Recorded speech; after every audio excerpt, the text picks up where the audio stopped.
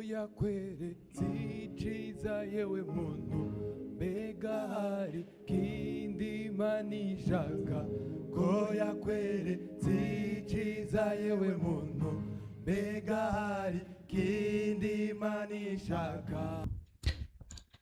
Ngiye gusoma hari igihe usanga imirongo idahura mu ariko ninasoma cyayumva ko bihura. Des fois les versets ne sont pas les mêmes. Aravuga ngo nakwemereye icyaha canje. Je t'ai fait connaître mon péché. Sinatwikiriye ukugabitanya kwanje. Je n'ai pas caché mon iniquité. Naravuze nti. J'ai dit. Ndaturira uhoraho ibicumuro vyanje. J'avouerai mes transgressions à l'Éternel. Nawe umparira ukugabitanya kw'icyaha canje. Et tu as effacé la peine de mon péché. Amen. Amen. Amen. Amen. Hano muri uyu murongo dans ce verset tubonyemwo amajambo yavuzwe na Dawidi. Nous voyons des paroles qui ont été prononcées par David. Kandi aya majambo yavuzwe na Dawidi, et ces paroles prononcées par David niyo yatumye Dawidi aba umukundwa imbere y'Imana. C'est eux qui ont fait que David soit ami à Dieu. Kuko Imana n'umuremyi, parce que Dieu est créateur. Iratuzi kuruta uko twebwe mbere twiyizi. Il nous connaît plus que nous nous connaissons nous-mêmes. Irazi intege nke zacu. Il connaît nos faiblesses. Irazi aho tugera tukananigwa. Il connaît où est-ce qu'on échoue. Irazi umusozi utugora kuduga. Il connaît la montagne qui est difficile à nous. Irazi uruzi rutugora kujabuka. Il connaît la rivière difficile à traverser pour nous. Ariko Bibiliya ivuga iki? Mais la Bible dit quoi? Ivuga ngo uyu muntu yimenye. Quand quelqu'un se connaît, ntatsindwa n'urubanza. Il n'est pas jugé. Kandi ngo niyo tsinzwe, même quand il est jugé, ngo ahanwa n'umwami. Il est puni par le Seigneur. Kugira ngo ntazo hananwe nabi. Pour qu'il ne soit pas puni par les païens. Ubwo niko rukundo rw'Imana. C'est ça l'amour de Dieu. Tubonye avuga ngo nakwemereye icyaha canje. Nous voyons qu'il dit je t'ai fait connaître mon péché. Sinatwikiriye ukugabitanya kwanje. Je n'ai pas caché mon iniquité. Naravuze nti ndaturira uhoraho ibicumuro vyanje. J'ai dit j'avouerai mes péchés, mes transgressions à l'Éternel, et tu as effacé la peine de mon péché. Tubonye amajambo atatu. Nous voyons trois paroles. Kandi aratandukanye. Et ces paroles sont différentes. Naho yose afise ibyo ahuriyeko. Même s'ils ont des riens. Ijambo rya mbere ni icyaha. La première parole dit le péché. Yavuze ngo nakwemereye icyaha cyawe. Je t'ai fait connaître mon péché. Ukwiye kumenya gutandukanya. Il faut que tu saches différencier icyaha, le péché. Ijambo rigira kabiri sinatwikiriye ukugabitanya kwanje. Je n'ai pas caché mon iniquité. Ukamenya mbega ibigabitanyo byo bimeze bite. Les iniquités sont comment? Hanyuma ngo naravuze ngo ndaturira uruhara ibicumuro vyanje. Et il a dit j'avouerai mes transgressions à l'Éternel. Ijambo rigira kabiri ibicumuro. La transgression, la deuxième parole. Icyaha, le péché, ibigabitanyo, les iniquités, n'ibicumuro et les transgressions. Ibyo ni ibintu biba mu muntu. C'est des choses qui habitent dans l'homme. Kandi Satana bigendana hafi. Et Satan les met tout le temps proche. Bikazunguruka hafi. Il tourne proche no hino. Partout, tout autour d'un chrétien. Yabona urugi guguruye. Quand il voit une porte ouverte, akinjizamwo kimwe. Il fait rentrer un. Akakikubitsa. Il te le confie. Kandi akamenya ngo ko ndakimubitsemwo. Vu que je le confie à lui, nasubira guhimbara Imana. Et il n'est plus agréable à Dieu. Ndamuteranije n'Imana. Je viens de lui mettre en conflit avec Dieu. Kuko icyo Satana akora. Ce que Satan fait, ku murango no mwijoro, jour et nuit, nukuduteranya n'Imana. C'est de nous mettre en conflit avec Dieu. Arabizi ko mwijoro ari heza. Le ciel est merveilleux. Arabizi ko turabaragwa bubwa. Il sait que nous sommes des héritiers du royaume. Ariko kandi arakubita urutoki afise inzigo nyinshi. Mais il a de la jalousie. Ntashaka ko tuzinjira ubwo bwami. Il ne veut pas qu'on entre dans ce royaume. Nta kindi rero cyabuze umuntu kwinjira mu bwami bw'Imana. Il n'y a rien d'autre qui peut empêcher quelqu'un d'entrer dans le royaume de Dieu. Nul que le péché. Kivuye ku mwa Satani. Qui vient de l'ennemi Satan. twebwe rero igikorwa cyacu Nous, notre œuvre, nk'abizera comme des croyants, nk'abaragwa b'ubwami comme des héritiers du royaume, no kurwana iyo ntambara. c'est de faire ce combat. Umuririmbyi yavuze ngo ndi mu Le ntambara chanteur a dit, je suis dans le combat contre les péchés. umugabisha wanje n'umwami Mon Yesu commandant, c'est le Jésus-Christ. nitwaba kumwe nzokwama Si je suis avec lui, je vaincrai toujours. kenyera ibigwanishwa Habillez-vous de vos armes, mugwane n'icyaha combattez le péché. ntukundire kw'icyaha cicara ku ntebe. N'acceptez pas que le péché soit confortable. Bibiliya ivuga ngo icyaha ntikikabe ku ngoma La mu Bible mitima dit yanyu. que le péché ne soit pas dans vos cœurs, icyaha nticicare ku ntebe que le péché n'ait pas une place. ariko ugihige Mais cherchez-le, ugihigishije inkota y'ijambo cherchez-le ry'Imana avec le paix qui est la parole de Dieu, ugihigishije inkota ya muhemu avec le Saint-Esprit. icyaha ugisohore mu mutima wawe. Fais sortir le péché de ton cœur. Amen. Amen. umutima w'umuntu Le cœur de l'homme, ufise ivyumba bine. le cœur de l'homme a 4 chambres. nagira ndababwire ku vyumba bine. Je peux vous parler de 4 chambres.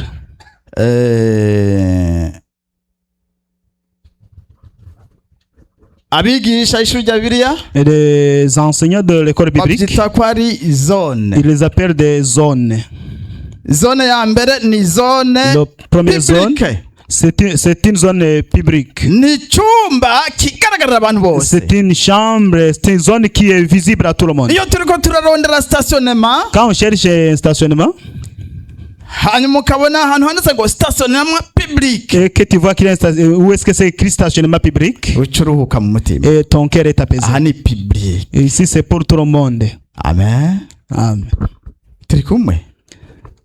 ico cumba Cette chambre, ni icumba kigaragarira abantu bose. c'est une chambre qui est visible, c'est une zone qui est visible à tout le monde. ni ukuvuga wewe Et toi, ivyo vyaha urabizi ko wabikoze tu sais que tu as commis ces péchés. kandi hari n'abo wabikoreye Il y en a même contre qui tu as fait ces péchés canke bakubonye ubikora. et qui t'ont vu les commettre. nico gituma hitwa C'est pour ça que c'est appelé une zone publique. muriko muravyumva. Et vous comprenez? vyaha warabikoze, Tu as commis ces péchés hari abo wabikoreye, et tu as commis contre quelqu'un ou hari n'ababonye ubikora. il y en a aussi qui t'ont vu les commettre. abakristo benshi Beaucoup de chrétiens, bihana mwene ivyo vyaha ils confessent ces péchés. kuko bavuga ati Ils savent que jewe ndazi ko nabikoze, je sais que je les ai commis. n'abantu barabibonye ko Et même nabikoze. les autres l'ont vu que je les ai commis. sinoja kuririmba ntihanye. Je ne vais pas chanter avant d'avoir confessé. amen. agacaguruka mu kibanza Il kirukanka se lève de kwihana. sa place et puis il s'en va se confesser. jewe rero ndamubonye, Moi, quand je le vois, nari namubonye ngena tukanira mu isoko. je l'ai vu comment il a insulté au marché.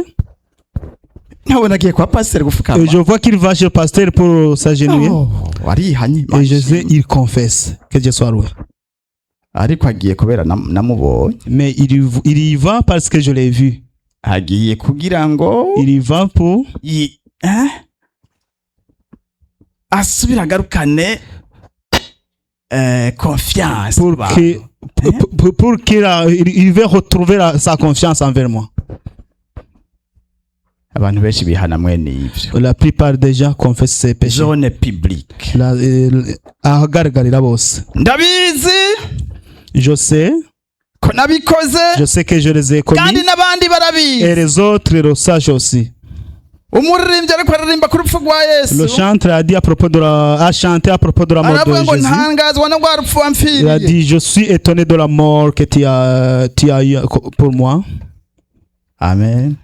Amen. aca aravuga ngo nibwo runkiza Et ivyaha c'est cette mort qui me délivre des péchés, bose bambona que ko tout le monde voit, ngo nibihishijwe et même vyose ceux qui sont cachés. ngo rukabinkurako. Et il me les enlève.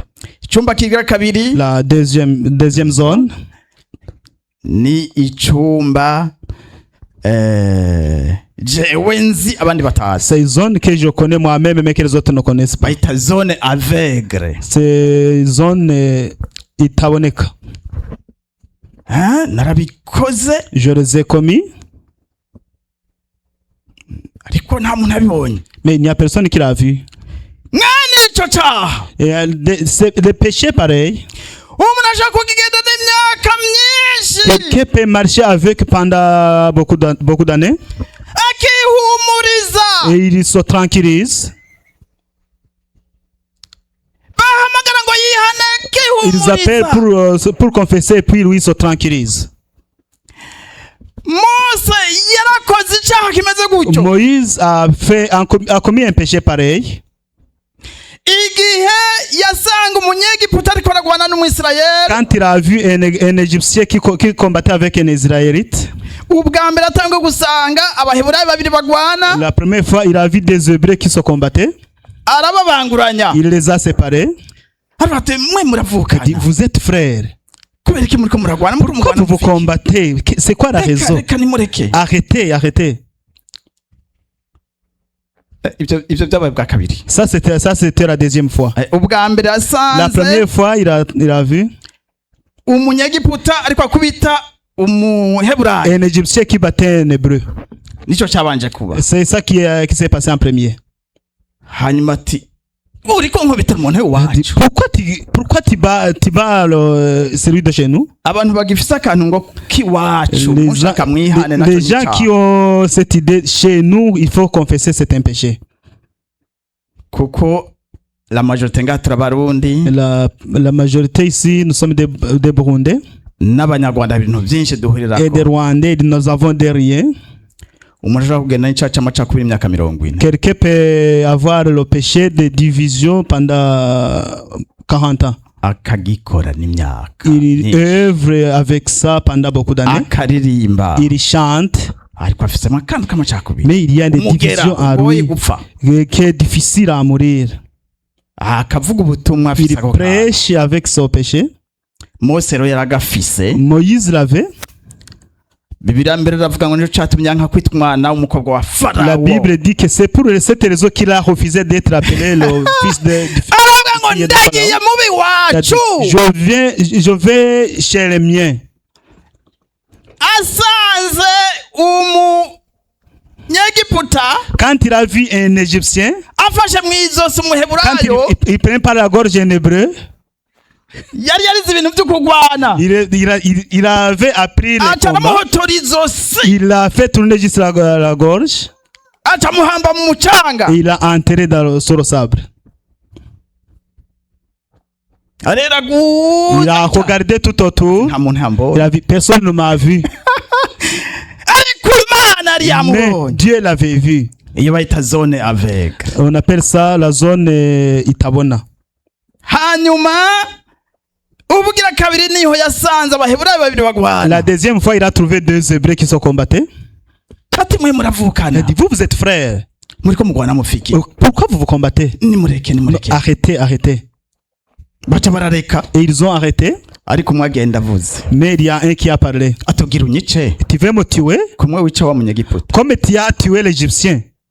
Mose ati nukuri byaramenyeka Moïse il a dit, finalement, ça a été répandu. ibyo bakoreye rwihishwa Ce que tu as fait en cachette, bizogaragara ça va apparaître. kuko nta cyanyegejwe Parce qu'il- kitazoshobora Il n'y a guhishurwa rien qui est caché qui ne va pas apparaître. aca aratemesha arahunga Et il a pris fuite. aravuga ngo Il a byaramenyekanye dit, ça a été connu. nagira ngo dusome Je veux qu'on lise ijambo ry'Imana la parole de Dieu. dusome zaburi On va lire en psaume 19 19. zaburi ya 19 Le psaume 19, dusome duhere ku murongo wa 12 en commençant par le 12e verset.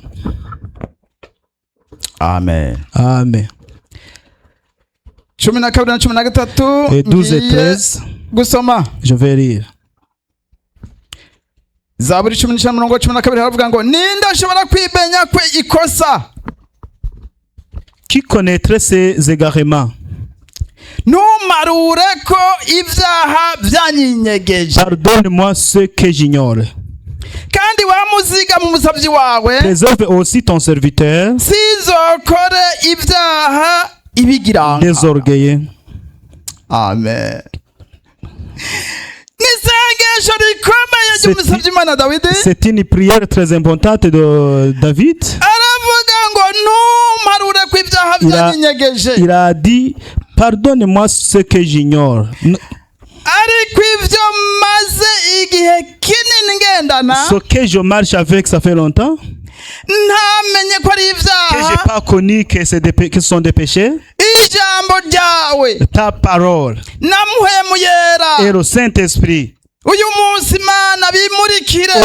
Aujourd'hui qu'il m'illumine. Menye ko navyo bidahimbara Imana. Que je sache que ce ne sont pas agréables à Dieu. Hanyuma ndavyihane. Et puis je vais le confesser. Amen. Amen. Amen. Amen. Ikindi cyumba kigira gatatu. La troisième chambre. Ni cyumba ico bita zone cachée ou secret. Et c'est une zone qu'on dit cyumba kinyegejwe. Ivyo bintu. Ces choses Ntibihimbara Imana. ne sont pas agréables à Dieu. Ariko je ubwanje. Mais moi, Satani yabibitsemwe akabibika mu gikiriza. Satan les a cachés à moi. Hariya mu bwigobiko bw'umutima. Dans la cachette de mon cœur. Kugeza uyu munsi sinzi ko ari icyaha. Jusqu'à date, je ne sais pas si ce sont des péchés. Kandi n'abandi ntibabibona. Et les autres, ils ne le voient pas. Ariko ndabigendana. Mais je marche avec. Amen. Amen.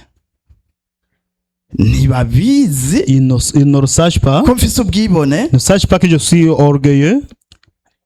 Kandi nanje niko nakuze. Et moi aussi, j'ai grandi comme ça. Biri muri comportement, biri muri kamere. Ils sont dans ma nature. Tagenda gusa. Je marche comme ça, j'œuvre. Ariko ntibihimbara Imana. Mais ils ne sont pas agréables à Dieu. Sindabizi no kuvuga amoko ko ari icyaha. Je ne sais même pas si parler des ethnies c'est un péché. Kuva nkiri umwana nakuze numva bavuga ngo umunaka. Depuis que j'ai grandi, j'ai entendu parler de terre et terre. Sinanzi ko ari icyaha. Je ne savais pas que c'était un péché.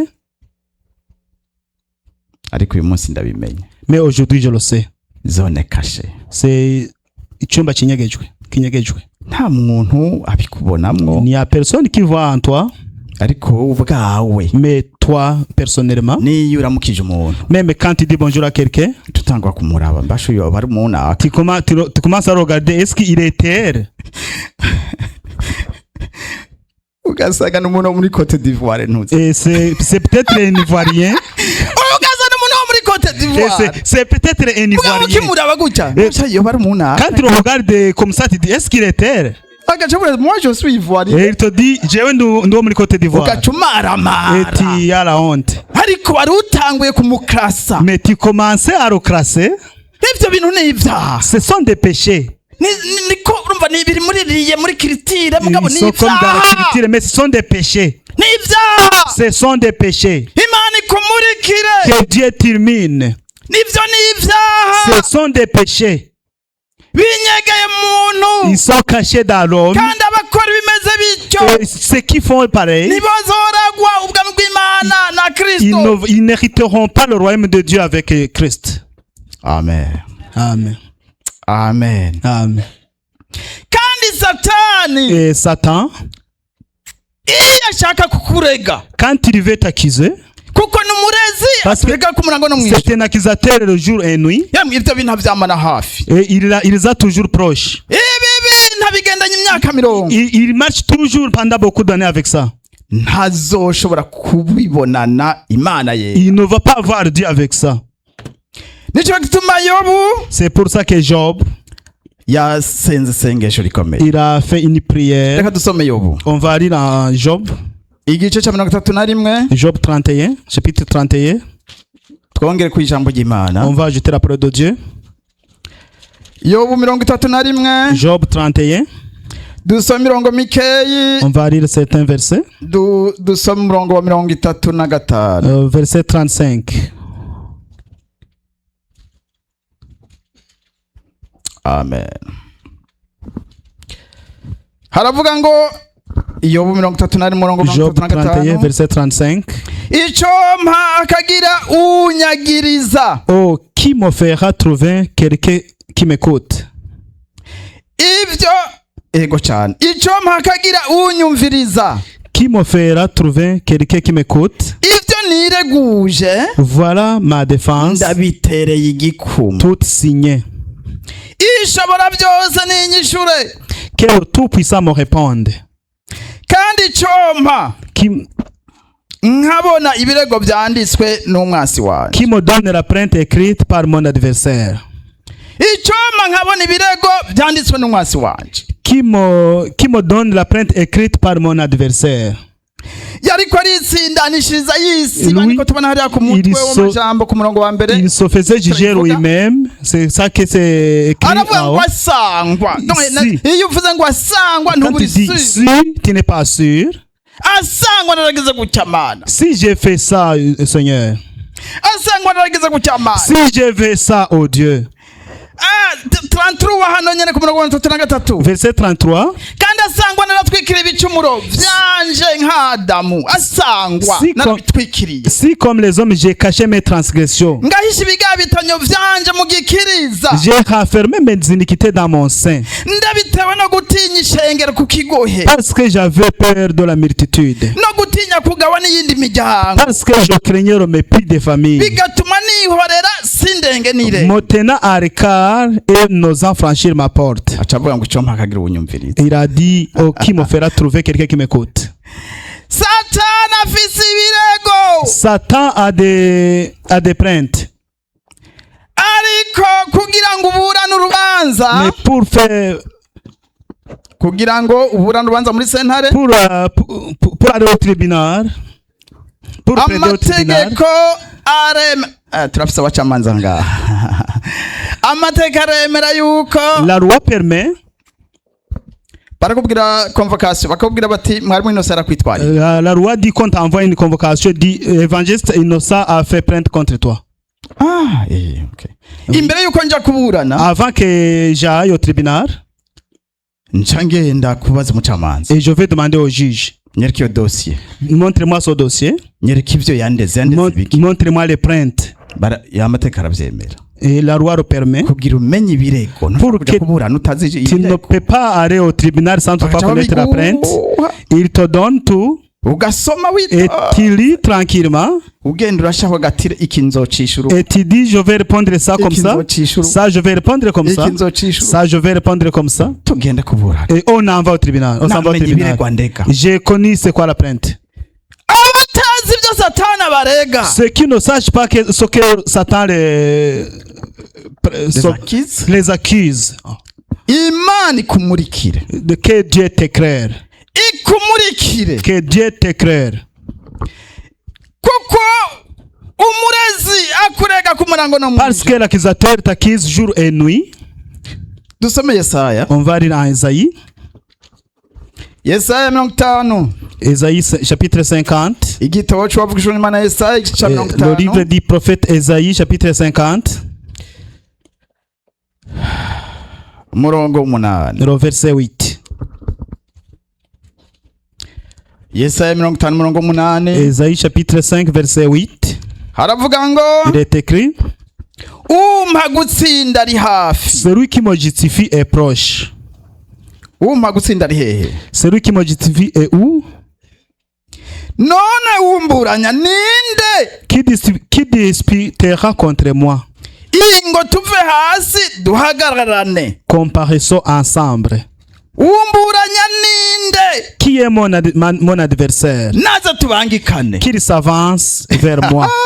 uyu muntu afite icyo yishimikije Celui, il avait un appui. kuko aravuga ngo ibyo narezwe Parce que ce que je suis accusé, ndabifitiye ivyireguro j'ai des explications là-dessus. yo baravuga ngo ibyo Job nireguje a dit mes explications ndabitereye igikuba et je les signe. Alléluia. Amen. Ibyo nireguje Mes ndabitereye explications, je igikuba les ai signées. umburanya naze Mon adversaire, qu'il vienne.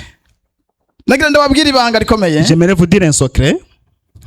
iyo umuntu yihanye Quand quelqu'un se répand, ibyaha byiwe tous ses byose péchés, birahanagurwa ils sont effacés. ariko satani Mais Satan, warabigumana lui, il les garde. muriko muranyumva Vous m'entendez? iyo umuntu yihanye Quand quelqu'un se repent, ibyaha byiwe tous byose ses péchés sont birahanagurwa, effacés. ariko satani Mais arabigumana Satan, il les garde. kandi akaguma bikurega. Il t'accuse. Hanyuma rero biratubwira Et la Bible nous dit ingene umwana w'umuntu niyaza comment quand le Fils de l'homme viendra, azorobanura intama mu mpene, il séparera les moutons des chèvres. intama azishire iburyo bwiwe, Les moutons à sa droite impene nazo zishire ibubamfu. et les chèvres à sa gauche. Bisobanuro iburyo Qui ni mu signifie- bugingo, Et à droite, c'est la vie, mu bugingo dans la bw'ibihe vie byose, éternelle. ibubamfu Et ni à muri gauche, gehinomu. c'est dans la Gehenna. Hanyuma rero satani Et Satan, azoga mutariko George nahagiye iburyo, il dit, même si Georges s'en va à droite, itariki 22 z'ukwezi kwa gatatu le 22 mars 2026 2026, yarabwiye nabo umugore wiwe il a parlé mal à son épouse. ngo ninde? Ni satani. C'est qui? C'est Satan. Yesu nawe acavuga ati Et Jésus dit, il va dire, ibyo bintu byabaye mu gitondo bariko bitegura kuja ça gusenga, s'est passé le matin quand ils se préparaient pour aller à l'église. we ntubona yuko a 11h45 Toi, tu ne vois pas qu'à 11h45, yarapfukamye imbere ya pasiteri yihana. il s'est agenouillé devant pasteur pour se repentir. Satani rero aca yigonda gutya Et mwarama. Satan, il va se courber dans la honte. Amen. Amen. Ico catumye C'est ça qu'il a fait. Yesaya avuga ngo uwo nsindanishije ari Que Esaïe a dit, celui qui me justifie est proche. nta kindi, Il n'y a rien d'autre. ariko niyabikubikamwo Mais s'il le cache en toi et ukabigumana, que tu regardes, imyaka 10 igahera, 10 ans vont passer, imyaka 50 igahera, et 50 ans vont passer, inzamba y'Imana et la ikavuga, trompette de Dieu va sonner, ukiri muri et ivyo tu es là toujours avec ça, zohusha umugisha. tu vas échapper tu vas latter la vie. Amen. Amen. Zone igira kane kugira ka- dusoze, Quatrième zone, on va terminer. niyo bita zone inconnue. Icyumba kitamenyekana. Ni ukuvuga ico cumba Et cette zone, jewe moi ntavyo nzi n'ukuri, je le connais pas en vérité. ntavyo nzi, Je le connais pas. ariko abandi bo barabizi. Mais les autres le sachent. Ntavyo nzi, Moi, je le connais pas. nico gituma C'est pour cette raison, abigisha et les prédicateurs, kenshi batubuza kwiyemera canke kwishingira intahe ubwawe, souvent, ils nous empêchent de nous affirmer nous-mêmes. kuko ngo umutima uribesha Parce que le cœur se trompe. kurusha ngo ikindi kintu cyose ngo ninde Plus que toute yomenya. autre chose, qui va ressonder? Ariko ikintu Mais une chose, uko abantu bakuzi comme les gens te connaissent, ntiwiyite mwiza ubwawe, que tu ne t'appelles pas saint toi-même. hariho uko abantu Il y a la bakuzi, façon dont les gens te connaissent. hariho uko abana bakuzi Il y a la mu façon rugo, dont tes enfants te connaissent. hariho uko ababanyi Il y a la façon bakuzi, dont tes voisins te connaissent. hariho uko bakuzi ku Il y a la kazi. façon dont tes collègues te connaissent. Icompa Si ukamenya nawe ivyo bintu que bakuzi tu ko saches ce que les autres sachent sur toi. kabuta Imana, Et tu dis, oh Dieu, mbabarira ibyaha abantu bambona. pardonne-moi les péchés que le monde me voit. Amen. Amen. ngo nigoro nkiza ibyaha bose bagira gute bambona. C'est ça qui me sauve des péchés que tout le monde me voit à moi. Reka dusome On va lire igitabo cy'ibyakozwe n'intumwa. dans l'acte des apôtres. Amen. Amen. Igitabo cy'ibyakozwe n'intumwa Le livre des actes des apôtres, igice cya 17. chapitre 17. Ibyakozwe n'intumwa igice cya 17. Acte des apôtres, chapitre 17. kandi Imana ikumurikire mu byumba by'umutima Et que wawe Dieu t'éclaire dans les chambres de ton cœur. kugira ngo ahantu hose icaha cayinyegeje pour que partout où est-ce que le péché se cache, ugisohore duhimbare pour que tu le fais sortir, qu'on soit agréable à Dieu ukubaho kwawe dans ta vie, ibinyungu y'Imana qu'il soit bénéfique pour Dieu, Imana inezerezwe n'ukuriho que Dieu soit fier que tu es encore en vie, Imana inezerezwe n'ivyiyumviro que vyawe Dieu soit fier de tes pensées, Imana inezerezwe n'amajambo que Dieu yawe soit fier de tes paroles, Imana inezerezwe n'ibikorwa que vyawe Dieu soit fier de tes œuvres. dusome igitabo c'ivyakozwe On n'intumwa va lire dans le livre des Actes des Apôtres, igice ca 17 umurongo wa 30 chapitre 17, verset 30. ngiye gusoma Je vais lire. amen Amen. amen Amen. nuko iyo minsi y'ubutamenya Dieu, sans tenir compte d'état d'ignorance, Imana yarayirengagije annonce maintenant à tous les hommes ariko noneho entourés itegeka ko abantu bose bari hose bihana entourés qu'ils aient à se repentir. kuko yashinze umunsi wo gucira ku isi yose imanza z'ukuri Parce qu'il a fixé un jour où il jugera le monde selon la justice par l'homme qu'il a désigné. kandi yahaye bose ikimenyetso c'ivyo mu kumuzura Son yakuye mu don, bapfuye. il a donné à tous une preuve certaine à le ressusciter des morts. kuko turiko turitegura guhagarara imbere y'intebe y'imanza Parce que nous nous préparons à se tenir devant le trône de jugement kugira ngo umuntu abazwe n'Imana ivyo yakoze akiri mu mubiri pour que Dieu ibyiza canke demande ibibi. à chacun de ce qu'il a fait tant qu'il est encore en vie, qu'il soit bon ou mauvais. nico gitumira ijambo umunsi risomwe C'est pour cela que cette parole est lue. aba bari baje kumva gushinga intahe kwa Paulo Là, il venait d'entendre le témoignage de Paul. hanyuma arabasigura ivya Yesu Il ingene les a bamubamvye expliqué comment on a crucifié Jésus. kandi yari umwami w'ubugingo Alors qu'il était le roi de la vie. aca aravuga ngo iyo yari minsi Et y'ubutamenya il a dit c'était des journées de l'ignorance. kuko ababikoze bari bazi yuko Ce qu'ils ont fait, ils savaient bariko bakorera Imana qu'ils servaient à Dieu. amen Amen.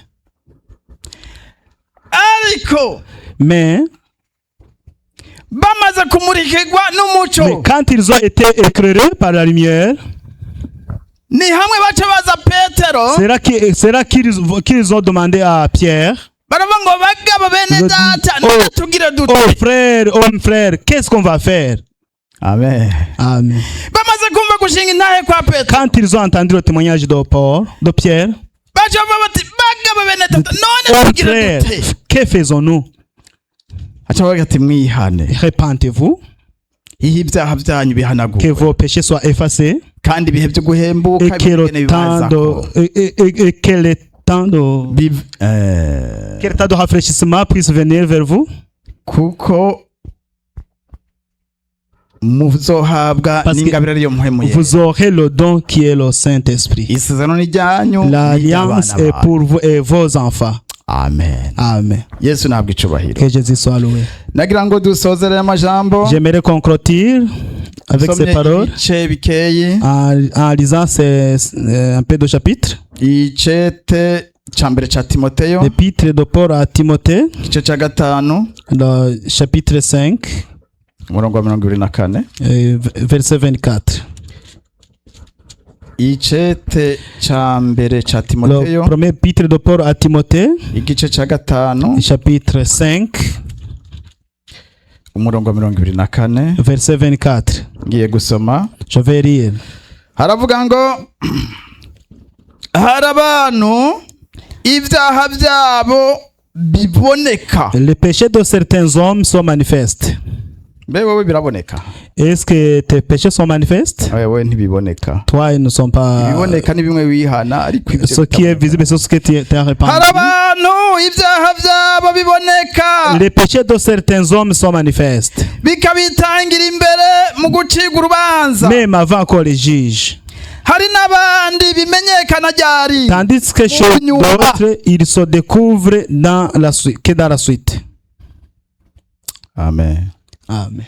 hari abantu ibyaha byabo Il y biboneka a des gens que leurs péchés sont visibles, bikabitangira imbere mu et kuja mu qu'ils rubanza sont devant eux-mêmes avant hari le n'abandi jugement. bibaza inyuma bikamenyekana mu Il y nyuma en a d'autres que les péchés se connaissent même après, par bakabanza la suite. kukwagiriza On t'accuse d'abord, bakabanza kwereka on ibimenyetso te montre des signes ati oya ndafashwe et tu dis finalement je peux plus rien faire.